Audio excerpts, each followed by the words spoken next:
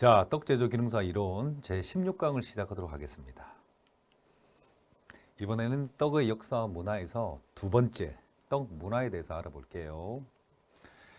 자, 시식절식으로서의 떡. 시식절식이란 말이 무슨 말인지 잘 모르시는 분이 많아서 제가 기술을 좀 해봤습니다. 우리 조상은 예부터 절식과 시식을 했다. 시절이라고 기억하시면 되는데요. 시식과 절식을 했습니다. 그래서 24절기와 명절에 맞춰서 먹는 음식이 바로 절식이었습니다. 명절에 맞는 음식. 그리고 시식은 사계절에 맞춰서 제철 음식을 먹는 것입니다. 그래서 시식은 제철 음식을 사계절에 맞춰서 봄에 쑥을 먹고 여름에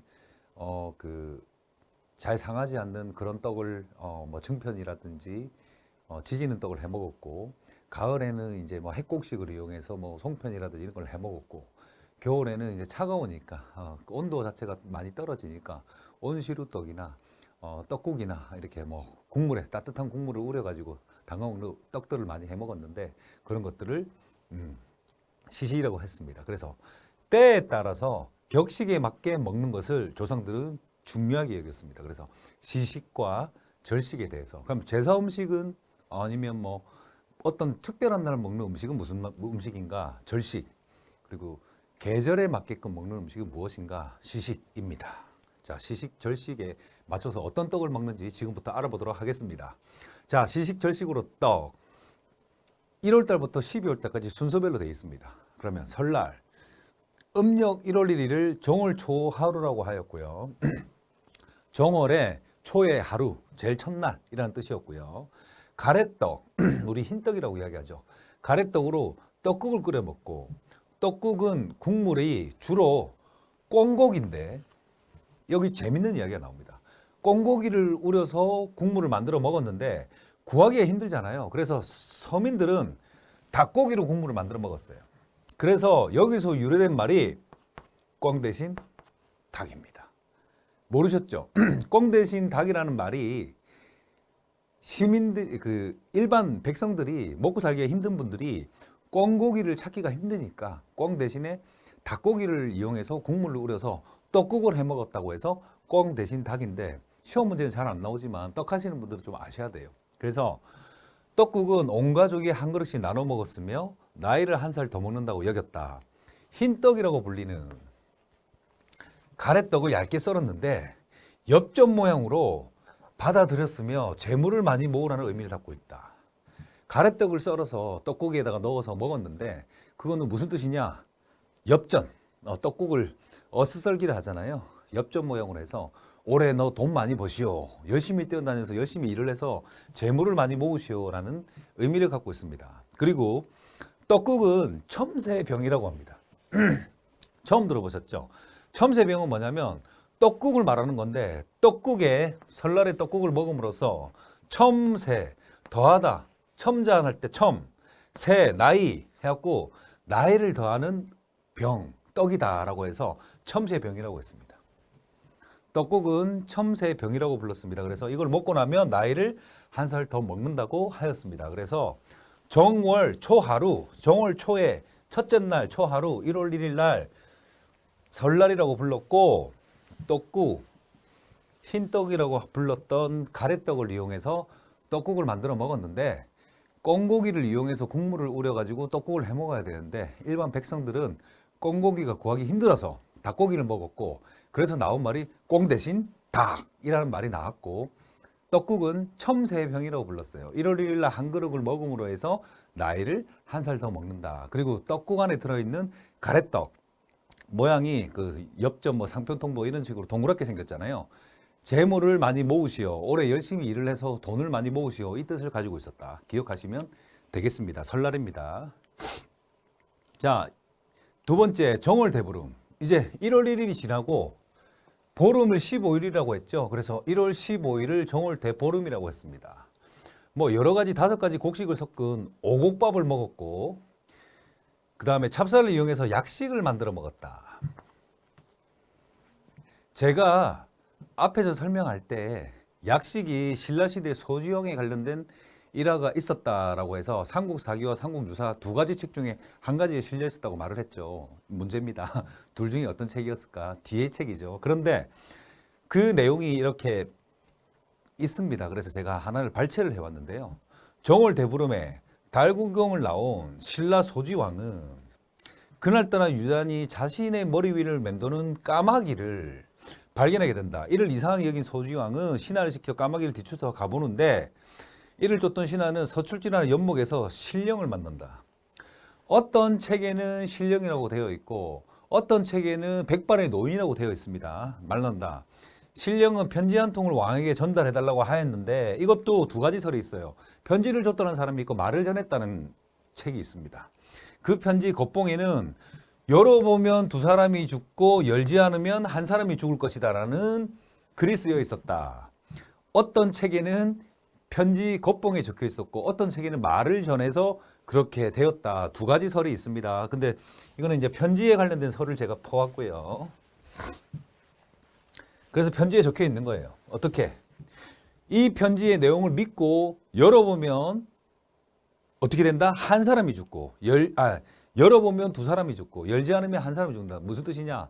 믿으면 이 내용을 믿고 그대로 행하면 한 사람만 죽을 것이고 행하면 두 사람이 죽을 것이고 행하지 않으면 한 사람이 죽을 것이다. 무슨 뜻이냐? 무슨 뜻이냐? 뒷부분에 나옵니다. 숫꽃 끝에 소지왕이 봉투를 뜯어보니까 당장 황궁하여 궁으로 들어가요. 내전 별실에 있는 금갑을 쏘라라는 글귀가 담겨 있었다고 한다.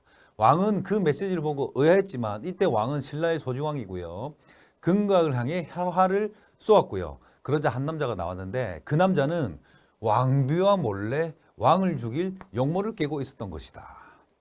왕은 크게 노하여 두 사람을 처형하도록 명을 내렸고 이후 소지왕은 까마귀 덕에 화를 면했다고 하여 정월대보름을 오기일이라고 정하고 까마귀를 닮은 검은색을 띤 약밥을 지어 제도 지내고 까마귀에게 먹이로 주었다는 일화에서 약밥의 유래를 찾는다.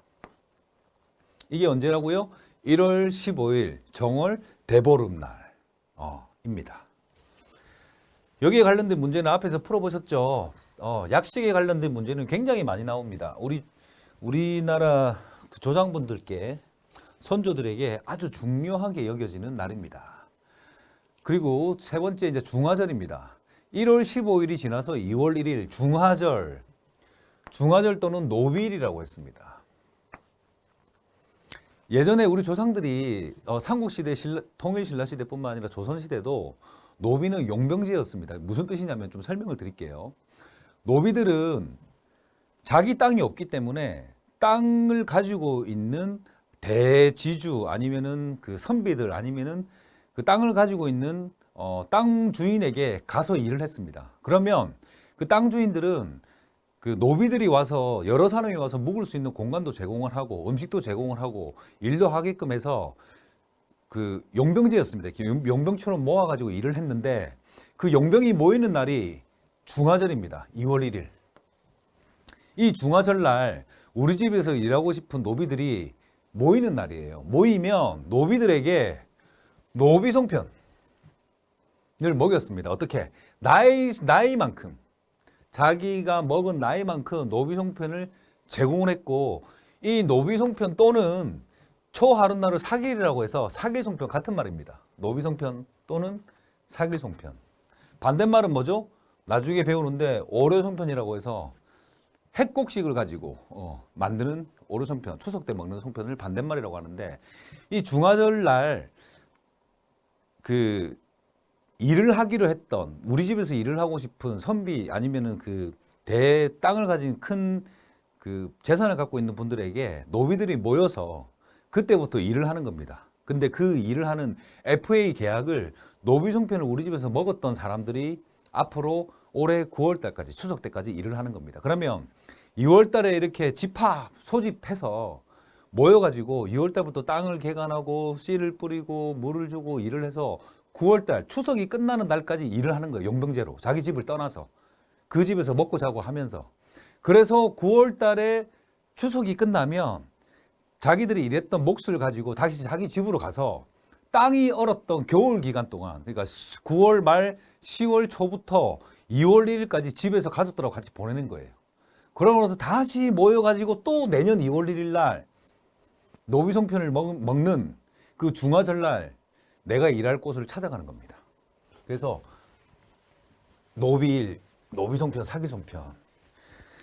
그래서 전년도에 마음을 베풀고 재산을 나누고 또 자기랑 같이 일했던 분들에게 감사함을 많이 표현했던 그 분들은 중화절날 많은 분들이 찾아와서 같이 일하기를 희망했고, 놀부라든지 이런 사람들은 노비송편을 줘야 되는데 노비들이 모이지 않아서 올해는 농사가 미리 망했다라고 이야기하는 경우도 있었습니다. 그래서 중화절, 노비송편, FA 계약하는 날 사길송편 먹었습니다. 어떻게? 그 찾아오는 그 일꾼의 나이 숫자만큼 먹었습니다. 자, 삼진날, 상사일. 아주 중요합니다. 상사일. 왜냐하면 이제 만물에 이제 봄이 오는 시기거든요. 3월 3일을 음력 3월 3일을 가르치는 말. 고려 시대에는 9대 속절의 하나였다. 이 날을 강남 갔던 제비 오는 날, 삼진날, 삼셋날, 여자의 날이라고 한다. 삼진날 무렵이면 봄 기운이 왕성하고 흥이 저절로 나서 사람들은 상가들로 몰려나가 화정과 수면을 만들어 먹으며 봄을 즐긴다. 봄이 오는 날이에요. 상진날. 만물의 대지가 깨어나는 날. 찹쌀가루에 반죽을 하여 참기름을 발라가면서 동그랗게 지져 먹으니 이것을 화전이라고 한다. 그리고 이날에는 부드러운 쑥잎을 따서 찹쌀가루에 섞어서 떡을 만들어 먹으니 이걸 쑥떡이라고 한다. 삼진날은 봄이 시작한다고 하여 또 쑥떡과 함께 진달래 화전, 그리고 화면, 창면, 향해단, 쑥떡, 탕평채 등의 음식을 만들어 먹었다. 제가 쑥떡이라고 해놓고 쑥떡이라고 또 해놨잖아요. 지역마다 먹는 쑥떡이 좀 달랐습니다. 어떤 지역에서는 찹쌀가루에다가 쑥을 섞어서 그냥 지져 먹었던 데도 있고요. 쪄 먹었던 데도 있고요. 여러 가지 다르기 때문에 같은 쑥이 들어간 떡이라고 하더라도 어떤 곳에는 청해병이라고 불렀고 어떤 곳에는 쑥떡이라고 불렀고 여러 가지 좀 차이가 있는데, 일단 쑥을 이용해서 봄이 오는 날, 봄을 즐기는 날 해먹었다. 대표적인 음식은 쑥떡입니다. 앞에서 제가 상사일, 청해병, 쑥떡이라고 해서 어떤 책에서 실려 있었다고 설명을 드렸잖아요. 그 날을 이야기하는 거예요. 그래서 삼진날에 먹었던 대표적인 음식을 좀 정리를 했습니다. 시험 문제 잘 나오거든요. 삼진날 대표적으로 먹었던 게 봄이 오네 봄이 와, 진달래가 온 만물을 뒤덮고 있잖아요. 봄이 왔으니까. 그래서 진달래를 이용한 화전, 지지는 떡. 찹쌀가루에 반죽을 하여 참기름을 발라가면서 둥글게 지져 진달래를 장식하 이거를 진달래 화전이라고 한다. 이 지지는 떡이죠. 그리고 화면 해가지고요, 녹두가루를 반죽하여 익혀서 가늘게 썰어 오미자물에 넣어서 꿀을 타고 잣을 넣어서 먹었던 유일한 그 떡을 화면이라고 했습니다. 화면. 정확하게 따지면 떡국 같은 느낌의 떡이었겠죠. 그런데 특이한 게 오미자물에 넣고 꿀을 타고 잣을 넣어서 먹었던 게 화면. 그리고 수면은 떡갈리 진달래 화전을 만들어 먹기 위해서 진달래꽃을 따다가 똑같이 녹두가루와 반죽하여 만들기도 하며 붉은색 물을 들이고 꿀물로 만들어 먹기도 했던 게 수면. 같은 화면과 수면 모두 녹두가루를 이용했는데 화면은 오미자물에 넣어서 먹었고 수면은 꿀물하고 바로 먹든지 붉은색으로 물을 들여갖고 꿀물이랑 같이 먹었다는 거. 그리고 쑥떡은 세 가지가 있어요. 쑥떡, 향해단, 청해병이라고 부릅니다. 쑥떡, 일반적인 쑥떡은 부드러운 쑥잎을 따서 찹쌀가루에 섞어 쪄서 만들었고요. 향해단이라고 불리는 삼진날에 먹었던 쑥떡은 쑥으로 만든 경단이에요. 경단 뭔지 아시죠? 그리고 청해병은 쑥으로 만든 설기떡을 말했습니다. 맞죠? 그럼 쑥으로 만든 설기떡은 맵쌀로 만들었을 거 아니에요. 맷떡일 거 아니에요. 맞죠? 근데 일반적인 쑥떡은 부드러운 쑥잎을 따서 찹쌀가루에 먹었다는 거. 그래서 쑥이 들어간 떡이 삼진날에 세 가지나 있는데 쑥떡이라 부르는 것도 있었고, 쑥으로 만든 경단은 향해단, 쑥으로 만든 설기떡, 무리떡은 청해병이라고 표현을 했습니다. 세 가지 모두 다 지역은 다르지만 삼진날 즐겼던 절식입니다. 시식이 뭔지 절식이 뭔지 헷갈리시는 분들 계시는데 시식이라고 부르는 게 더 가깝겠죠. 네. 그리고 다음 갈게요. 자, 2019년 기출문제. 삼진날 절기의 떡이 아닌 것은, 삼진날 먹는 떡이 아닌 것은 진달래화전 맞죠? 향해단 쑥떡 맞죠? 향해단 뭐라고 했습니까? 다시 한번 보여드릴게요. 향해단 쑥으로 만든 경단 삼진날 먹었습니다. 그리고 쑥떡 일반적으로 쑥을 어떻게 했습니까? 삼진날 먹는 쑥떡은 부드러운 쑥잎을 따서 찹쌀가루에 섞어 쪄서 만들었습니다. 그리고 유엽병, 유엽병은요 느티떡을 말합니다. 느티떡을 말하며 이거 다음에 배웁니다. 4월 첫 8일 부처님 오신 날에 만든 절식이며 쌀가루에 느티나무에 잎을 넣어서 찐 시루떡이에요. 느티나무에 어린 잎을 넣어서 만들어 먹는 떡인데 부처님 오신 날 대표적으로 먹는 떡입니다. 그래서 삼진날 절기의 떡이 아닌 것은 부처님 오신 날 먹는 느티떡이라고 하는 유엽병이 아니고요. 향해담 뭐라고 했죠? 기억나십니까? 뭐죠? 쑥을 넣어서 만든 뭐죠? 한 번 더 보여드릴게요. 쑥으로 만든 경단. 쑥떡은 어떻게? 찹쌀가루를 쑥하고 버무려 가지고 쪄서 만든 떡. 진달래 화전 삼진날의 대표적인 절기의 떡이 맞습니다. 다시 한 번 더 58번 문제. 음력 3월 3일에 먹는 시절의 떡은 같은 말이죠.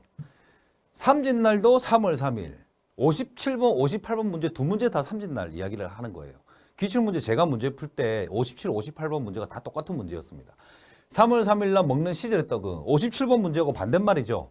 수리치 절편 나중에 나옵니다. 5월 5일. 5월 5일을 이제 수리치 먹는 절편 먹는 날이 나중에 뒤에 설명드릴 거고 약식은 뭐죠? 뭐죠? 약식 아까 말했던 신라시대 소주왕이 까마귀를 이용해서 목숨을 건져서 먹었던 날 앞에서 제가 무슨 날인지 설명드렸습니다. 느티떡 무슨 날이죠? 방금 설명드렸죠? 뭐 부처님이 오신 날 이렇게 설명을 드렸잖아요. 제가 여기서 다 가르쳐 드리면 머리를 안 쓰실 것 같아서 분명히 약식과 느티떡에 대해 설명을 드렸고 수리치 절편은 이 뒷페이지에 나옵니다. 수리치 마차의 뒷편에 나오니까 지금 설명 안 드릴게요. 그리고 진달래 화자는 조금 전에 말씀드린 것처럼 3월 3일 날 먹는 대표적인 음식이다. 왜? 3월 3일 봄이 오니까 진달래가 온 만물에 만발하죠. 그래서 진달래 화전이 답입니다. 그래서 저는 시험 문제를 이거 직접 푼 사람으로서 이 문제 나오고 이 문제 나오길래 저는 공짜 문제라고 생각을 했습니다. 너무너무나 쉽죠. 내용을 알게 되면 너무너무나 쉬운 문제다. 이런 문제는 무조건 맞춰야 돼요. 자, 이제 한식이 나옵니다. 동지 이후 105일째 되는 날 양력으로는 4월 5일. 지금 1월 달부터 올라오고 있습니다. 1월 달부터.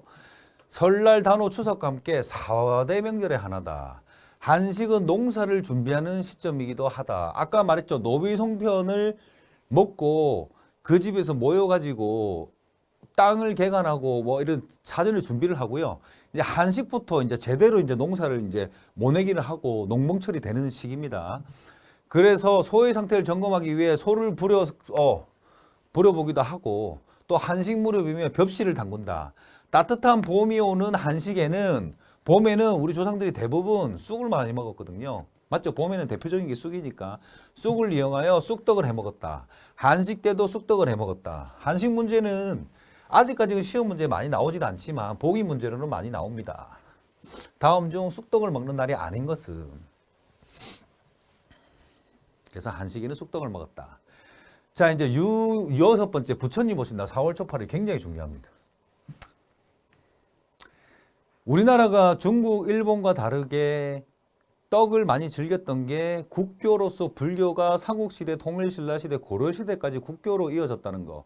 그리고 불교에서 살생을 하지 말라는 이유만으로 고기 반찬, 고기 음식보다는 어떻게 공유를 이용한 음식을 많이 해먹었다라고 앞에서 충분히 설명을 드렸는데요.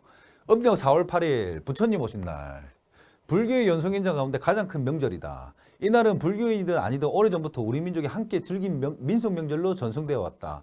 대체로 이날은 연등에서 등을 켜는 행사와 관등 행사를 놀이를 중심으로 각가지 민족 행사가 이루어지는데 여기서부터 중요합니다. 부처님 오신 날 주로 먹었던 게 뭐냐면 느티나무의 어린 순을 이용해서 느티떡과 장미화전, 장미를 이용해서 지져 먹었던 장미화전, 지지는 떡을 해 먹었다. 여기서 유엽병을 느티떡인데 느티떡을 말합니다. 유엽병이 느티떡을 말하는 거예요. 4월 초파일에 먹는 절식이며 쌀가루에 느티나무에 어린 잎을 넣어서 어린 순을 넣어서 찐 시루떡입니다. 그러면 부처님 오신 날 주로 먹는 절식은 느티떡과 장미화전이라는 거 기억하시면 되겠습니다. 그럼 장미를 이용해서 어떻게 떡을 만들어 먹었습니까? 저는 떡을 아무리 공부를 해도 장미로 만든 떡을 잘 못 먹습니다. 못 먹어봤습니다. 그러는데 노란색 장미를 이용해서 아주 과하지 않게 입을 올려갖고 지져 먹는 떡이 부처님 오신 날 대표적으로 해 먹었던 떡입니다.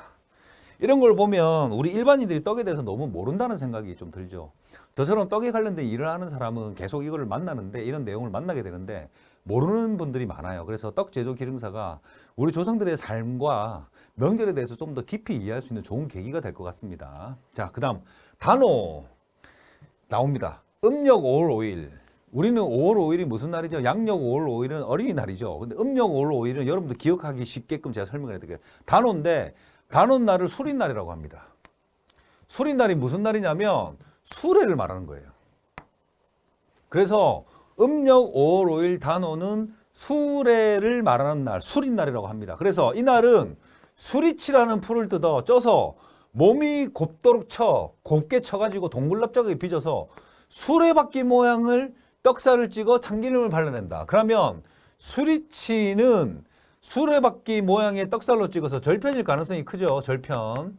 맞죠? 절편일 가능성이 큰데 수레바퀴 모양을 따라서 만든 떡해서 수리치 절편. 네. 그리고 다른 말로 떡살의 모양이 수레바퀴라고 해서 차륜병이라고 하겠습니다. 마차의 바퀴를 닮은 떡. 차륜병, 수리치 절편, 수리치 떡을 차륜병이라고 하였으며 수레바퀴처럼 잘 보세요. 인생이 술술 잘 돌아가길 뜻하며 장수를 기원하는 의미가 있다. 정말 중요합니다. 수레바퀴처럼 잘 돌아가는 거야, 인생이.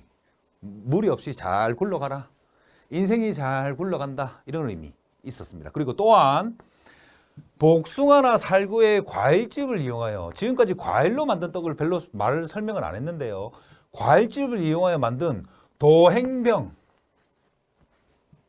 도 단오의 절식으로 많이 즐겼다. 그래서 차른병, 도행병, 차른병, 도행병, 차른병, 도행병, 단오날.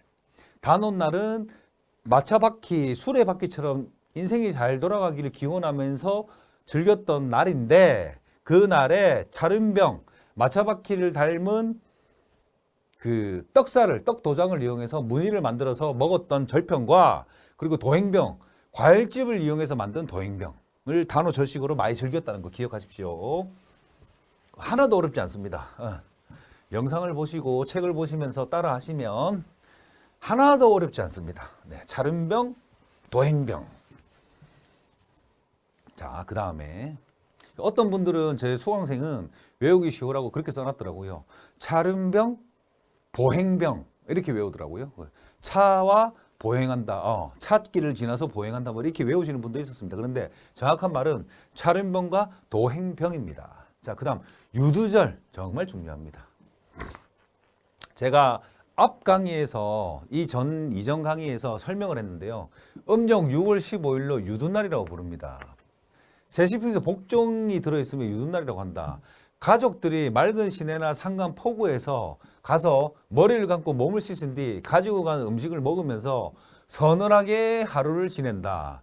이거를 유두잔치라고 하는데 이렇게 하면 여름에 질병을 물리치고 더위를 먹지 않는다고 한다. 이제 여름을 준비하기 위해서 몸에 땀띠도 나고 이런 시기, 땀이 나는 시기거든요. 그래서 깨끗하게 멱을 감는다. 몸을 깨끗하게 씻는다는 날입니다. 그래서 밀가루를 반죽하여 콩이나 깨에 꿀을 섞은 다음 소를 싸서 찐 상아병이나 밀전병을 만들어 먹었고 6월의 더위를 잊기 위해서 꿀물에 동그랗게 빚은 흰떡을 넣은 떡수단도 해먹었다.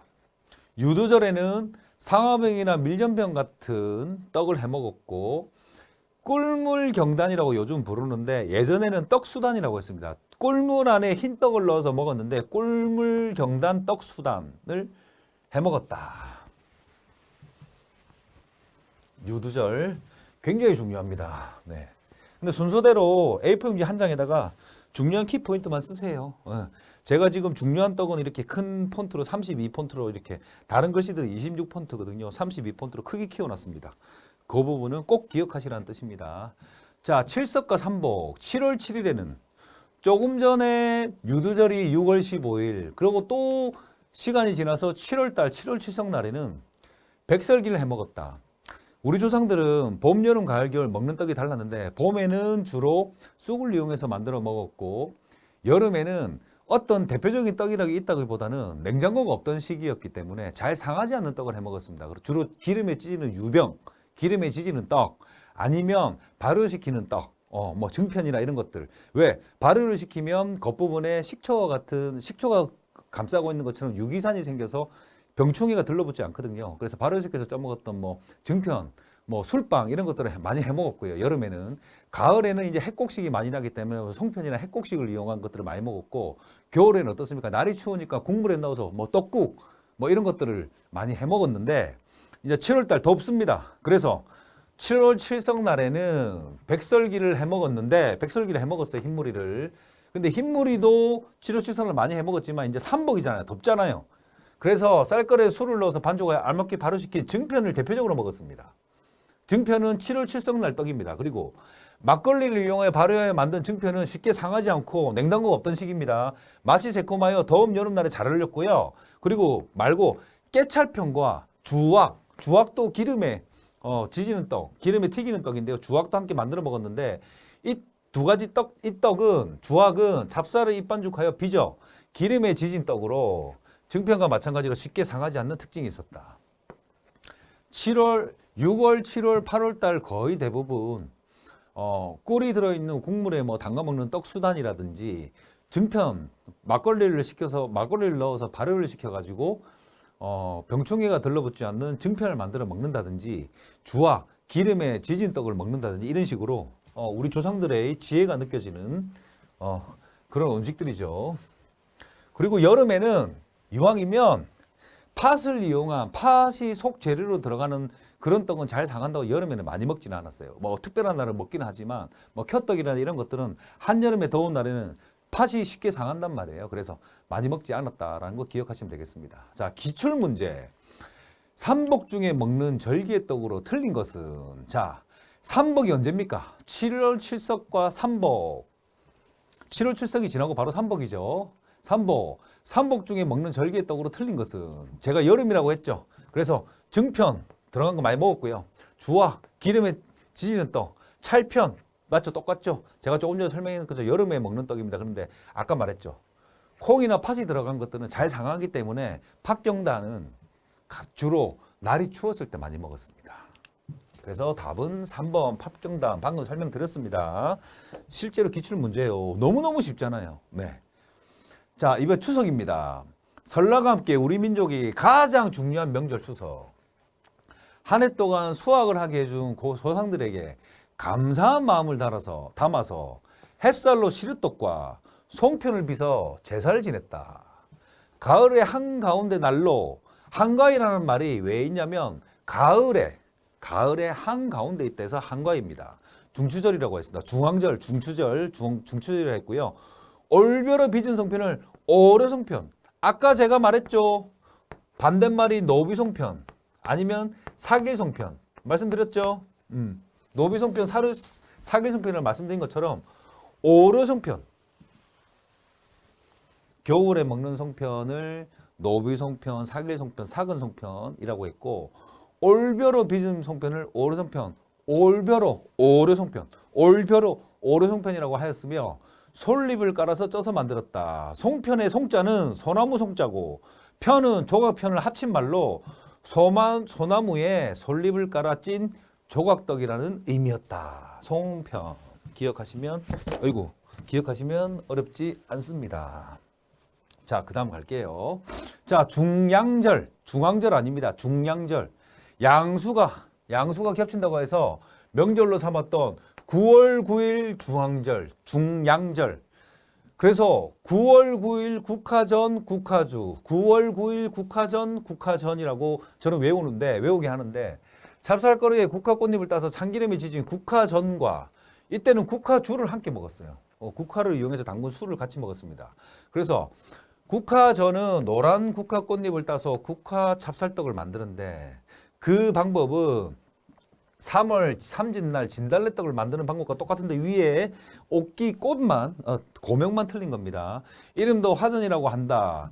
봄에 진달래 화전은 율무를 많이 쓰는 반면 가을에 국화전은 찹쌀가루를 많이 쓴다. 이런 게 있고요.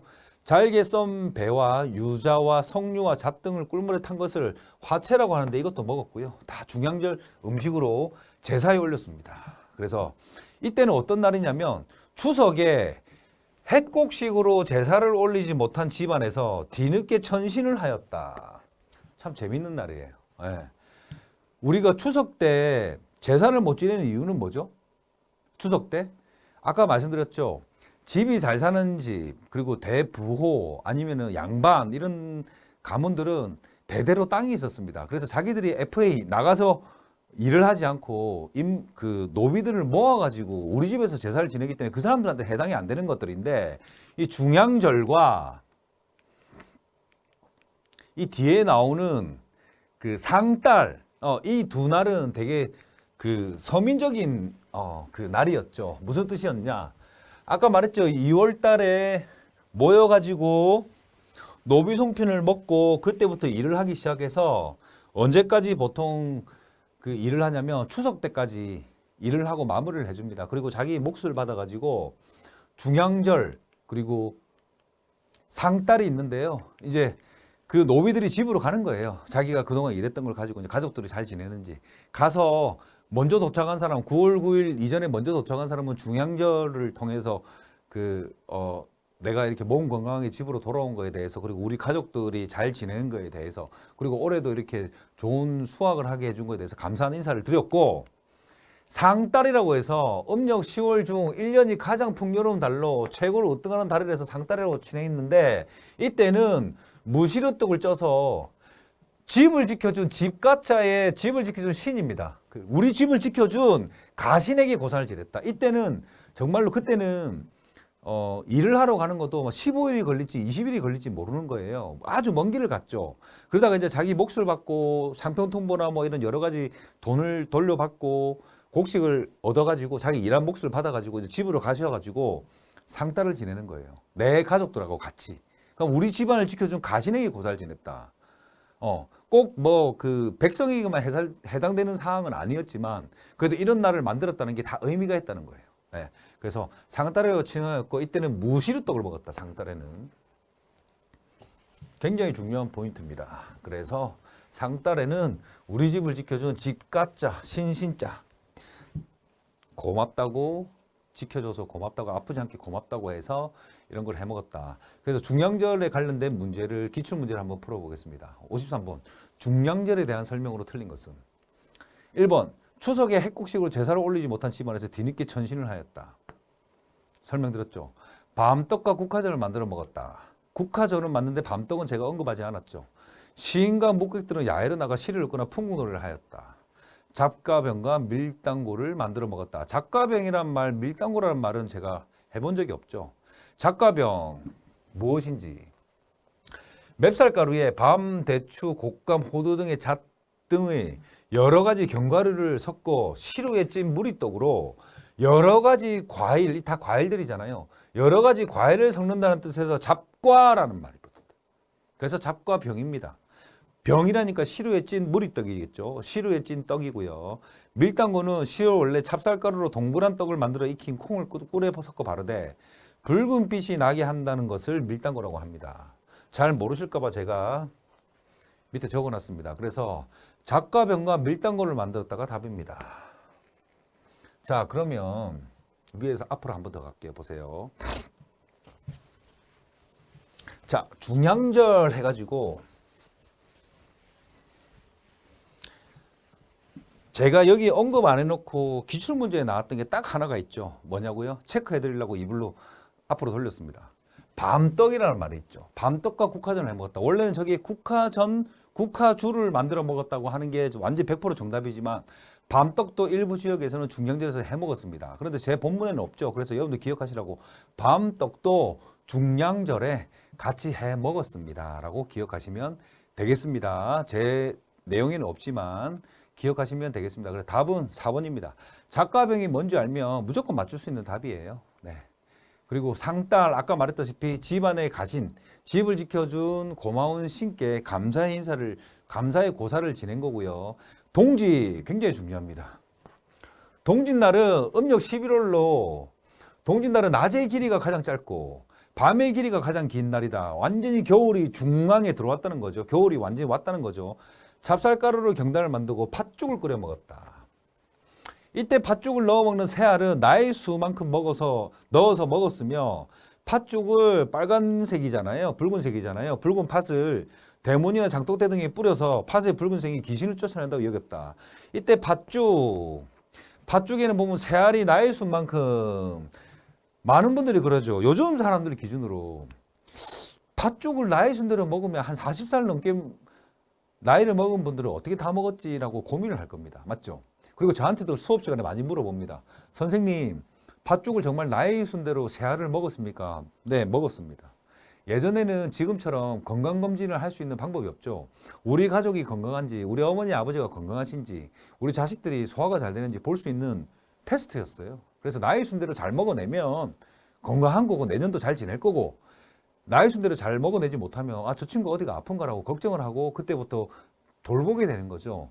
팥죽도 나이 순대로 먹었고, 팥죽에 들어있는 새알도 나이 순대로 먹었고, 노비 송편, 노비들이 건강한지 알기 위해서 송편도 나이 순대로 먹였어요. 나이 숫자만큼. 30살이면 30개, 31살이면 31개, 50살이면 50개. 이런 식으로 그걸 먹는 걸 보고 그 사람의 건강을 체크했을 것이라고 유추를 하고 있습니다. 아무튼 나이 순대를 먹었다는 거 믿으세요. 제발. 네, 믿어도 됩니다. 네. 이때는 지금처럼 먹는 게 풍성하지 않았어요. 먹는 것만 있으면 그릇이 보이도록 긁어 먹었다고 합니다. 자, 이제 나빌이란 동지 뒤의 셋째 미일인데 사람이 살아가는데 도움을 준 천지 만물의 신령에 감사한 마음을 전하는 의미로 제사를 지낸다. 맵쌀가루를 쪄서 친 다음 팥소를 넣고 골무 모양으로 빚은 골무떡. 골무. 그래서 기억하십시오. 나빌이 추운 날이잖아요. 동지 뒤에. 우리 한겨울에 추울 때 뭐 씁니까? 이렇게 모자, 번거지 모자 같은 거 쓰잖아요. 어떻게 생겼습니까? 엄지손가락 있기는 골무처럼 생겼잖아요. 맞죠? 머리에다가 골무처럼 씌우잖아요. 그래서 골무떡, 나빌, 한겨울에 추울 때라고 기억하시면 어렵지 않습니다. 저는 그렇게 외웠습니다. 골무떡. 그래서 나빌이란 동지 뒤의 셋째 미일로서 사람이 살아가는데 1년 동안 도움을 준 천지의 만물의 신령들에게 감사한 마음을 전하는 의미로 제사를 지냅니다. 맵쌀가루를 쪄서 친 다음 팥소를 넣고 골무 모양으로 빚은 골무떡. 다른 말로 너무 추운 날 머리에 쓰는 우리 골무 모자 같은 모양이기 때문에 골무떡 기억하시면 되겠습니다. 자, 섣당 금음. 우리가 교회 다니시는 분들은 이제 송구영신 예배라고 많이 들어보셨을 겁니다. 섣당 금음 음력으로 한 해 마지막의 날이므로 12월 31일 새벽녘에 닭이 울 때까지 잠을 자지 않고 새해를 맞이한다. 그래서 그게 좀 요즘 바뀌어가지고 교회에서는 뭐 송구영신 예배 이렇게 이야기를 하죠. 밤새도록 이렇게 예배를 지내는 겁니다. 수세는 지나간 시간을 반성하고 새로운 해를 맞는 통과 의례로 마지막 날은 끝이 아니라 새로운 시작이라는 생각에서 비롯된 것이다. 그래서 이날은 무슨 떡이라고 정해져 있지 않아요. 어떤 재료가 들어가든 간에 한겨울이잖아요. 겨울에 추운 날이잖아요. 그래서 따뜻한 시루떡을 해 먹었다. 온시루떡. 재료는 우리 집에서 오랫동안 먹어내지 못했던 여러 가지 남아있는 남은 재료를 가지고 끌어 모아가지고 온시루떡을 해 먹었다. 그래서 온시루떡은 섣달금음입니다. 재밌죠? 저만 재밌는 건가요? 이 수업하면 수강생들 눈이 반짝반짝해요. 아는 척하기 좋잖아. 자, 기출문제 한번 풀어봅니다. 절기와 절식의 떡이 틀린 것은? 자, 정월대보름 앞에서 말했죠. 신라시대 무슨 왕? 정월대보름의 약시. 까마귀에게 감사한 마음을 전하기 위해서. 3월 3일 삼진날 진달래 봄이 오네 봄이 와. 그래서 진달래 화전. 그리고 쑥 맞죠? 단오날은 5월 5일 단오날은 차른병 마차의 바퀴처럼 내 인생이 잘 굴러가는 날. 차른병을 해먹었다. 단오날 설명드렸습니다. 추석에는 사근송편이에요. 사길송편. 같은 말로 사길송편 같은 말이 무슨 말? 노비송편. 추석 때 노비송편, 사기송편 먹었나요? 사근송편 먹었나요? 아니죠. 올해 나온 벼로 먹었죠. 올해 나온 벼로 먹었다고 해서 오려송편. 오려송편. 자, 음력 2월 1일을 중화절 또는 노비일이라고 하는데 그의 풍년을 기원하는 뜻으로 대보름날 마당에 쌓아둔 벼의 사고로 떡을 만들어 노비들에게 먹였는데 FA 계약을 하기 위해서 먹였는데 이를 노비송편이란다. 또는 2월 초하룻날을 사길이라고 해서 사길송편이라고 한다. 그 사근송편이라고 하는데 추석에는 오래배로 만든 오려송편을 먹었다. 그래서 추석에는 사길송편이 아닙니다. 오려송편이 답입니다. 어렵지 않죠?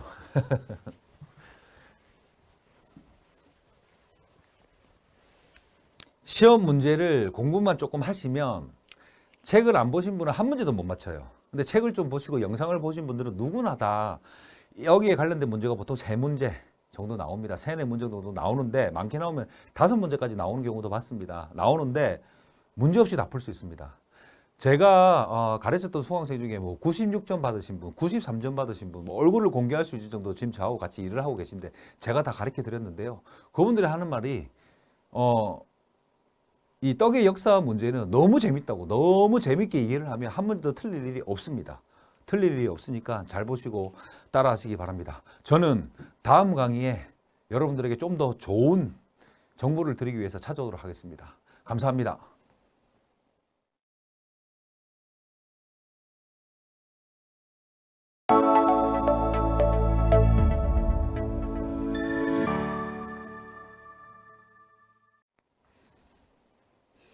자, 떡 제조 기능사